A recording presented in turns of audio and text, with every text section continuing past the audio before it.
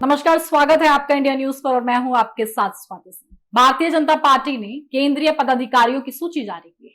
JP Nadda की नई केंद्रीय टीम में छत्तीसगढ़ से 2 नए नाम भी आए।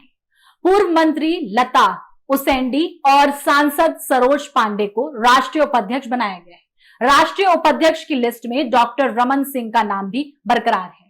पहले से ही डॉक्टर रमन सिंह राष्ट्रीय उपाध्यक्ष रहे हैं। उनकी जिम्मेदारी को जस का तस रखा गया है। लता उसेंडी की सरोज पांडे को केंद्रीय पदाधिकारियों में जगह मिली है। बीजेपी की नई टीम पर मुख्यमंत्री भूपेश बघेल का इस पर कहना है कि अभी तो कार्यकारिणी में कुछ दिन पहले धर्मलाल कौशिक को भी साफ तौर पर लिया गया है और चुनाव को देखते हुए इन लोगों का कद थोड़ा बढ़ाया गया है। लता उसेंडी भी रमन सिंह के मंत्रिमंडल में रही है। सरोज पांडे की अपनी पहचान है।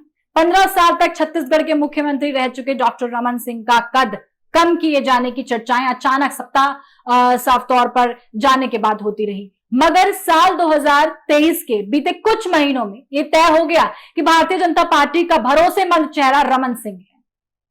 केंद्रीय नेतृत्व भी किसी तरह से उन्हें पीछे रखना नहीं चाहता। प्रधानमंत्री नरेंद्र मोदी की 7 जुलाई को रायपुर में हुई सभा में पोस्टर में नरेंद्र मोदी के बाद यदि किसी नेता का बड़ा चेहरा था तो वह रमन सिंह ही थे। पार्टी के हर कार्यक्रम, महत्वपूर्ण बैठकों में आगे की कुर्सी डॉक्टर रमन सिंह को दी जाती है।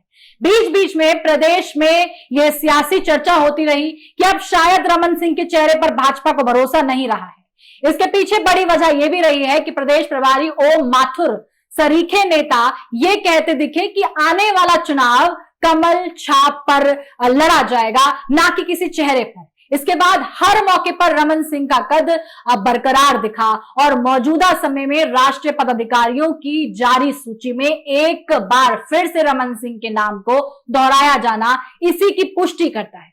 भारतीय जनता पार्टी आपको बता दें कि जानती है कि रमन सिंह का चेहरा प्रदेश में भाजपा का प्रमुख चेहरा है। जनता उन्हें 15 साल स्वीकार कर चुकी है, इसलिए फिलहाल रमन सिंह की पार्टी में प्रमुखता पहले की तरह रखी गई है। वहीं सरोज पांडे की बात की जाए तो सरोज पांडे को राष्ट्रीय उपाध्यक्ष बनाने की कई मायने हैं।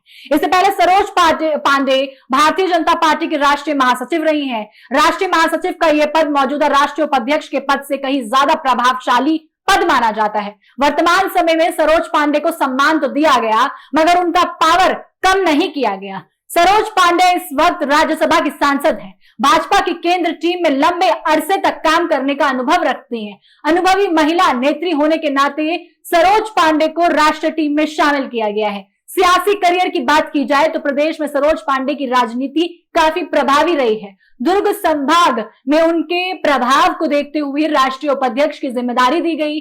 यहां तक कि बात जब आती है लता उसेंडी की, तो आपको बता दें कि बस्तार में यदि कोई भारतीय जनता पार्टी का मजबूत महिला चेहरा है तो वो है लता उसेंडी।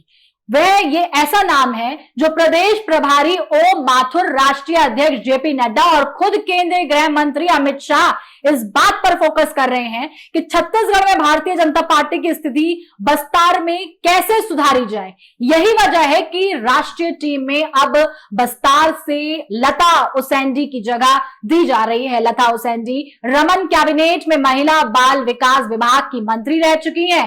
पार्षद से अपना राजनीतिक करियर शुरू करने वाली लता साल 2003 में पहली बार विधानसभा चुनाव और दूसरी बार 2018 में विधानसभा चुनाव जीती थी। 2003 में लता उसेंडी भाजपा युवा मोर्चा की राष्ट्रीय उपाध्यक्ष रह चुकी हैं।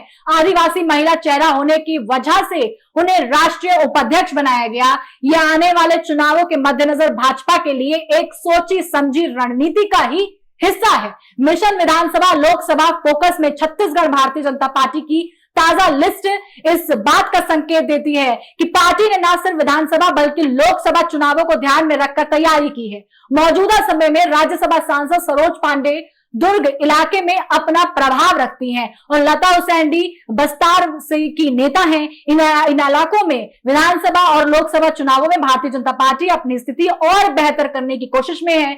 यही नतीजा रहा कि जो अभी हाल ही में लिस्ट जारी की गई है, केंद्र नेतृत्व का फोकस किस तरह से छत्तीसगढ़ पे रहा है। यही वजह है कि 3 नेताओं को राष्ट्रीय उपाध्यक्ष की जिम्मेदारी दी गई। इससे पहले राष्ट्रीय कार्य समिति में आदिवासी नेता विष्णुदेव राय और ओबीसी वर्ग से ताल्लुक रखने वाले धर्मलाल कौशिक को भी जगह मिली। प्रदेश की सियासी परिस्थितियों को खुद केंद्रीय गृह मंत्री अमित शाह मॉनिटर कर रहे हैं।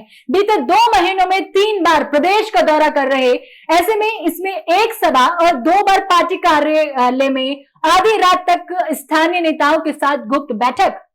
ये संकेत देती है कि किस तरीके से भारतीय जनता पार्टी अमित शाह के हाथ में कमान सौंपने के बाद बेफिक्र तो नहीं है, वो अमित शाह के साथ साथ खुद भी अपनी बुद्धि दौड़ा रही है और हर उस नेता, हर उस कैंडिडेट, हर उस कार्यकर्ता पर फोकस कर रही है जहां से ज्यादा प्रभाव चुनाव पर पड़ता नजर आए। तमाम अपडेट के लिए आप हमारे साथ बने रहें और देखते रहें इंडिया न्यूज। धन्यवाद।